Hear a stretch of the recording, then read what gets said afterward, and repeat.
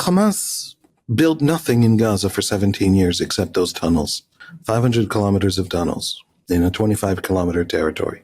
And the purpose of the tunnels is so that when the enemy comes for them, they have to cut through cities to get to them. The enemy has to choose. Either they take on the horrific costs of going through the civilian population to get to Hamas, or Hamas just gets to sit in those tunnels and live and survive and rule Gaza forever. And then they carried out October 7, convincing Israelis from deep, deep to the left, all the way to deep, deep to the right, that actually we have to go after Hamas.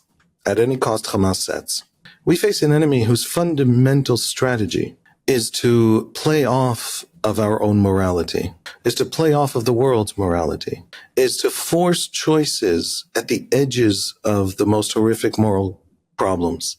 And that's how they plan to survive. They plan to survive by having a Gazan death toll so high, the Israelis can't carry it out, either because the Israelis are too good or because the world won't let them. Fair enough. That's the enemy. Morality has become a weapon of war by the most evil groups whose fundamental strategy is a vast violation of international law. When an Israeli airstrike against Mohammed Sinwar at a hospital, the European hospital in Gaza, something that happened in the last week, and the world says, how dare you strike a hospital? The actual law says, how dare Mohammed Sinwar use in any way, and he made that hospital an arena of war. A military target.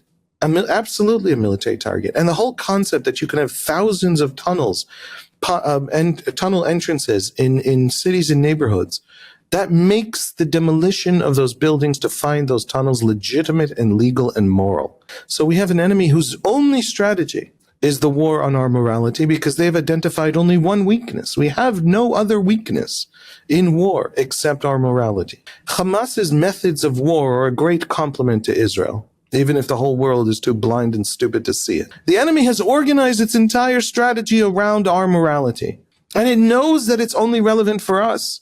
Nobody gives a rat's about 250,000 people starved to death in the Yemen war 6 years ago. Literally nobody talked about it or cared. There was a little bit of congressional democratic anger at Saudi Arabia. Didn't last long, didn't do anything. Assad killed 600,000 people, and Assad was good friends with the South African government that is now suing Israel for genocide. Assad killed 10 times and 20 times and 30 times and would have killed 50 times the Gazan death toll, and for strictly genocidal purposes. But that kind of moralistic discourse about what's going on is such a disconnect from the actual nature of the enemy we face. If we lay down our arms, we die. And if they lay down their arms, everybody lives, and the Palestinian cause is massively strengthened. That's the nature of our enemy. That's the fundamental structure and nature of this war.